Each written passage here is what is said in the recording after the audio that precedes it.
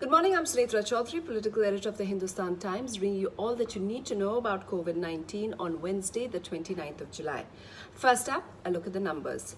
In just the last 24 hours, we've seen 49,614 new cases.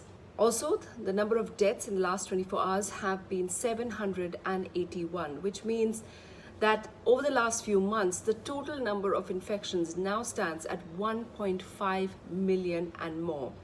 The total number of deaths stands at 34,200. And while these numbers are intimidating, while these numbers mean that we are the third worst hit country in the world, there are some bright spots. For instance, Mumbai has recorded the lowest single-day rise in cases. It recorded just 700 cases in the last 24 hours. Delhi, as well, as we've been reporting for the past few days, has been seeing lower numbers. More than Mumbai, of course. In the last 24 hours, it saw just over 1,000 new cases. An indicator of how Delhi is doing well, the Chief Minister and others also tweeted yesterday that LNJP Hospital, which has been the largest COVID center here in the capital, recorded no new deaths on Tuesday. So those are the bright spots among the large number of cases that have been reported from the rest of the country.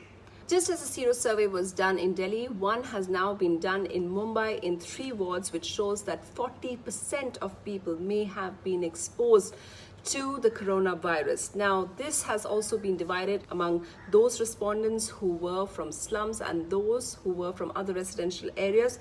And the survey shows that 57% from the slums were exposed to the virus as compared to just 16% from residential areas. This, of course, the experts point out is because of the fact that there is greater population density in the slums. Both groups, of course, were asymptomatic and about 7,000 samples were taken.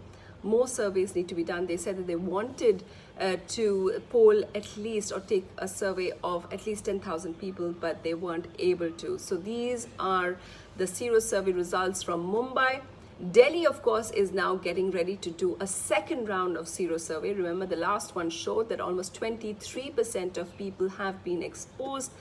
This round of Sero survey or antibody test will be done from the 1st of August till the 5th of August and will also cover 20,000 people from the various areas and age groups of people from across the capital.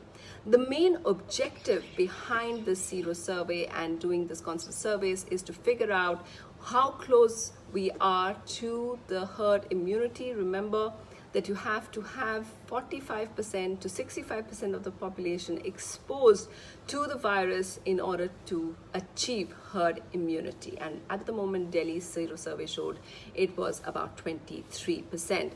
Well, Delhi and Mumbai are doing much better, but other states not so much. In fact, Karnataka is said to be worse hit than Tamil Nadu soon. Remember, Tamil Nadu, Maharashtra and Delhi were the hotspots till now, but things are changing. In just 74 days, Karnataka went from 1,000 cases to more than 1 lakh, to just show how quickly it's increasing. And that's 30,000 more than Delhi and Tamil Nadu.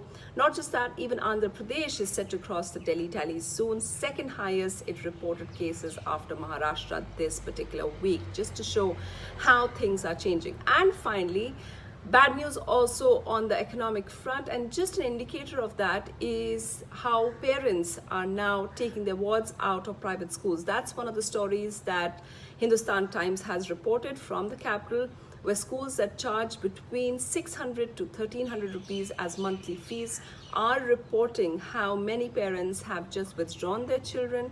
They say that they're going to homeschool. They say that they can't afford the fees. And in fact, in their new admissions this year, out of 80 seats, which used to be oversubscribed, this year that school is saying that they only received about 7 applications. Those are the news updates for now. Keep tracking them on hindustantimes.com.